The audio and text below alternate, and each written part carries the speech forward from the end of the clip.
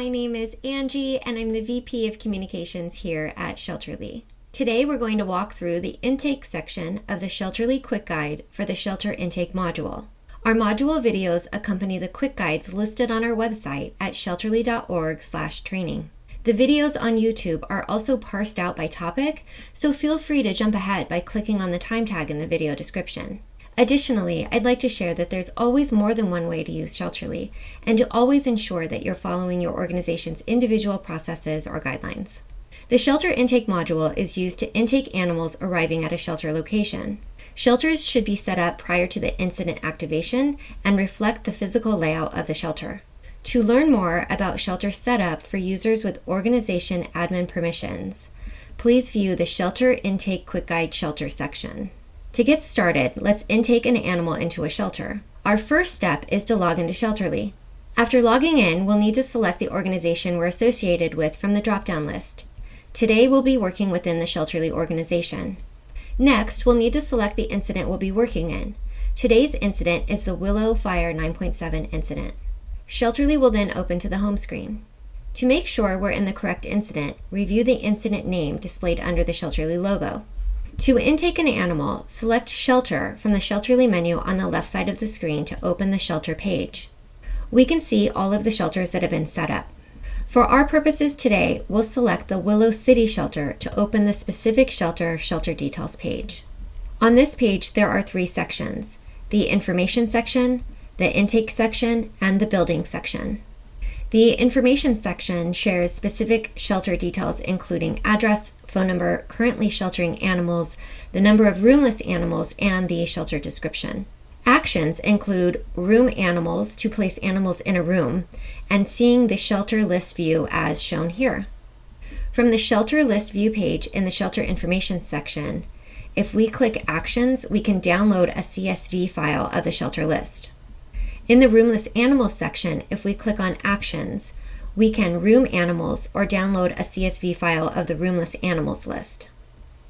In the Shelters section, if we click on Actions, we can room animals, go to the building list view, or download a CSV file of the building list view. Going back to the specific shelter details page, the intake section includes intake from walk-in owner, intake from walk-in non-owner, intake from walk-in field team member, or intake from field assignment. The last section is the building section, and we can see the buildings within the shelter.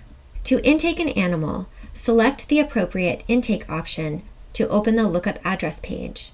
For our demonstration purposes today, we'll select intake from walk-in owner.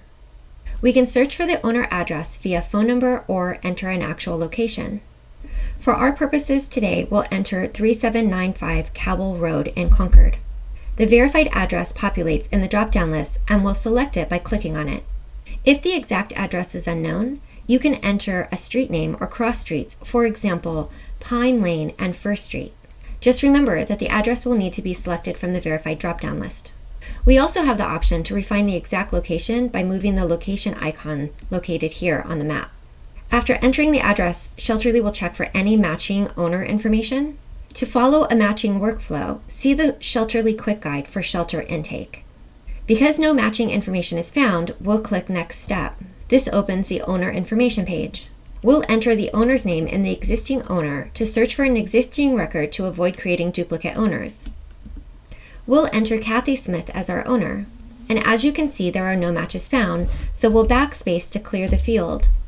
We'll then select Create New Owner to enter the owner's first name, last name, and phone number, as these are required fields. We'll enter any additional information accordingly. At the bottom of the screen, we'll click Next Step to open the animal information page. We can now enter details about the animal or animals at this location. We'll briefly highlight some tips and other important details on this page. For species, if the appropriate species isn't listed, a good tip is to choose Other from the drop-down list. For the number of animals, we want to enter 1 for a single animal, or the total number of animals to create a group, say 10 chickens or 5 goats. For this example, we're going to use 1 horse. You can see that the status is grayed out and sheltered is selected. We can enter any breed or description information to help teams identify the animal. We want to use the animal notes or medical notes for any type of relevant animal information or medical details. We'll want to select the appropriate triage. Green signifies no problem or stable.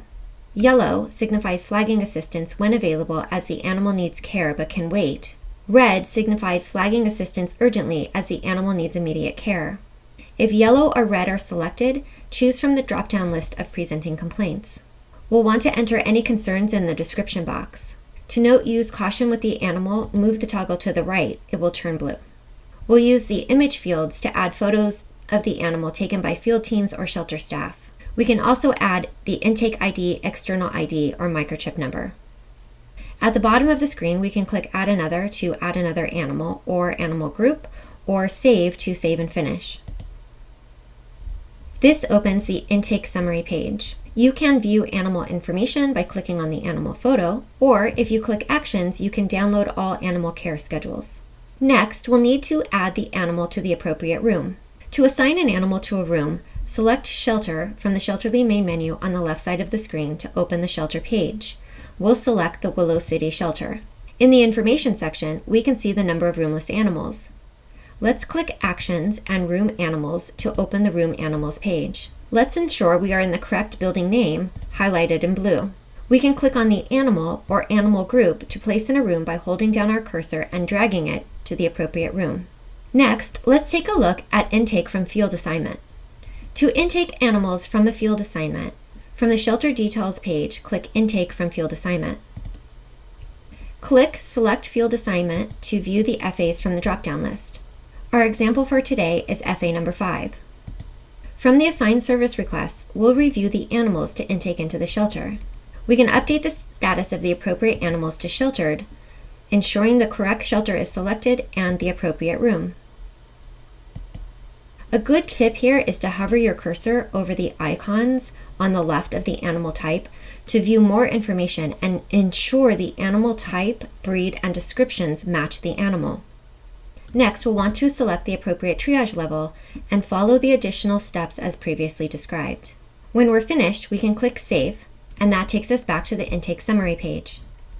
And that's it! You've successfully completed an intake from walk-in and field assignment using the Shelter Intake module. Thank you so much for watching this video, and be sure to visit shelterly.org/training for any additional training resources. Bye!